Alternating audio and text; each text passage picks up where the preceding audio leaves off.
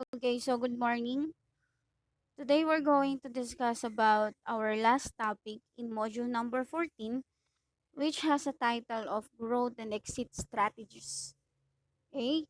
So this topic has an objective to identify the different growth strategies that entrepreneurial ventures can adopt, discuss the implications of growth on a firm and on the entrepreneur, and identify the different exit strategies that entrepreneurial venture can adopt. So, as an overview, if a new business venture is properly managed, it should follow a steady, if not rapid, growth trajectory. Once the business overcomes its birth pains, the entrepreneur must continue to look for opportunities to grow his business. Okay? So sabi dito sa overview natin kapag ka bago pa lang daw ang isang business, dapat it should be properly managed, it should follow a steady, okay, a steady and not rapid growth trajectory. So, once na na-overcome na ng business yung tinatawag nating birth pains, which is yung bago pa lang nagpapakilala, bago pa lang nagpo-promote, the entrepreneur must continue to look for some of the opportunities na pwedeng makatulong sa business niya para mag-grow. So, as a subtitle sa growth and exit strategies, sa first sa first discussion, we will discuss muna about the growth strategies. These growth strategies has its different steps. Okay? So, number one na nito is the market penetration. When we say market penetration, it is the process of utilizing this strategy that means selling more of the company's existing products or services to its existing customers, preferably on a more frequent basis. No? Though price discounts, more aggressive promotion and distribution efforts, or modest product improvements. So sa market penetration, it is the process wherein an entrepreneur will go down to from its ceiling in order to sell its product to the existing market. Okay? So, kung ano yung product na meron siya, it is the one that should be penetrating the market. It is the one that should be promoting the market. Okay?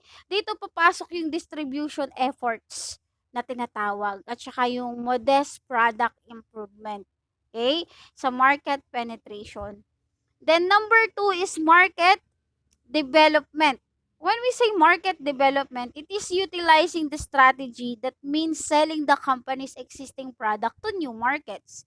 Yung market penetration kasi, ang pinagkaiba niya sa market development, ito yung mga product mo is, yun na yung binibenta mo or ipinopromote mo dun sa mga existing clients mo na, existing consumers mo, while the market development naman is ito naman yung pagka-come up with a new idea wherein you're going to sell your product into new market, into another customer, into new clients. Okay? This can be done by targeting, no? So, pwede mo daw itong magawa o pwede daw itong mangyari by means of knowing your target market. Okay? So, unang-una na dito, yung new geographical market, dapat alam mo yon. It is because selling existing product to customer in new locations. 'Di ba? So, an entrepreneur should not focus only in one place kung saan dun lang niya pwedeng ibenta yung product na meron siya. Of course, he or she should be able to produce or should be able to sell his existing product into new locations, into new market. Okay? Kasi paano kung nagsawa na yung mga tao na yun dun sa area, no? Kung saan lagi siyang nagbebenta ng product niya, 'di ba? So dapat meron din siyang anong tawag dito, new locations. Okay? Dapat naghahanap din siya ng iba pang locations kung saan pwede siyang come up ng promotion. Next is new demographic market. When we say new demographic market, it is offering the same product to a segment of a market that has different characteristics. Okay? It is the process on how you're going to sell your product in a segment of a in a segment of a market, but has its different characteristics. Okay?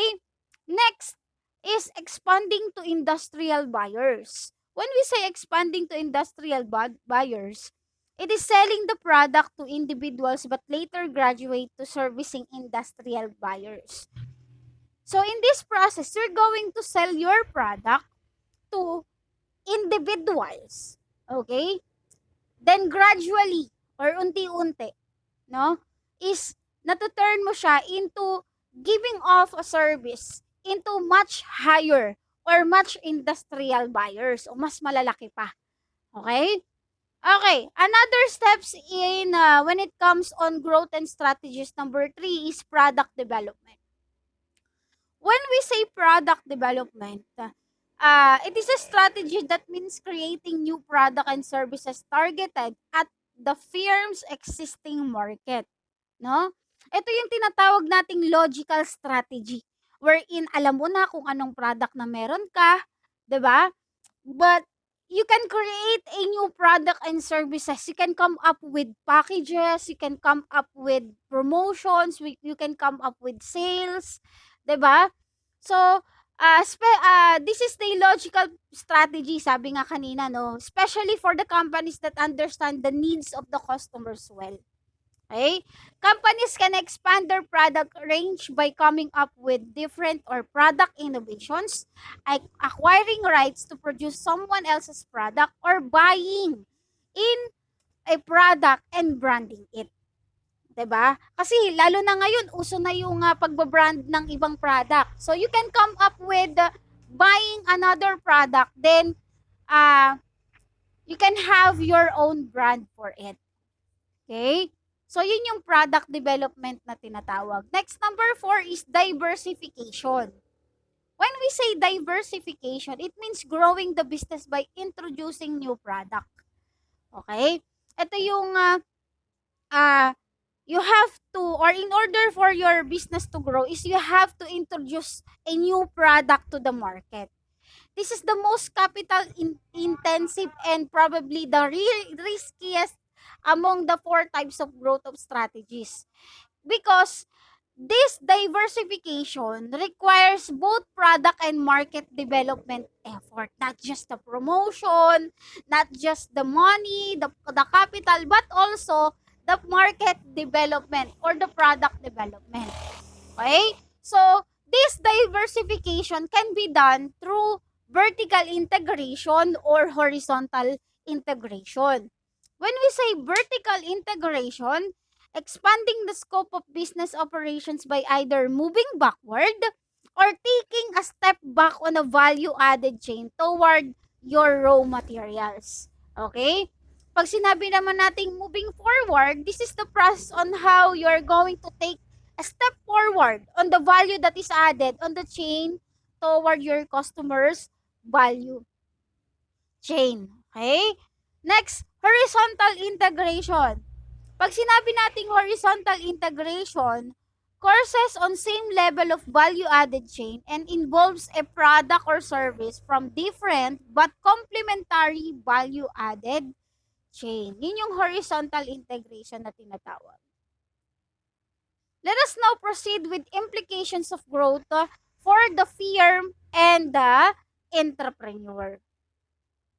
So, a business venture derives several benefits from growth. Number 1 is it derives cost advantages due the economies of scale. Number 2, a bigger firm gain bargaining power. And number 3, growing big enhances the legitimacy of the business as customers, creditors, investors, and other stakeholders that will think that if it is more stable and worth being associated with. Okay? Yun yung 3 benefits when it comes on the growth in the implications for the growth of the firm and entrepreneur. Let us now proceed with the next subtopic, which is exit strategies. These exit strategies usually is ginagamit dito ng mas malalaking kumpanya, no? It is the process on how an entrepreneur decide to exit the business for a variety of reasons. Some want to spend their time on another endeavor, perhaps another business. Other might be preparing for retirement. And yung iba naman is gusto lang nila na ibenta yung kanilang business dun sa mga interested buyer na pwedeng magbayad ng mas mataas na halaga. Okay?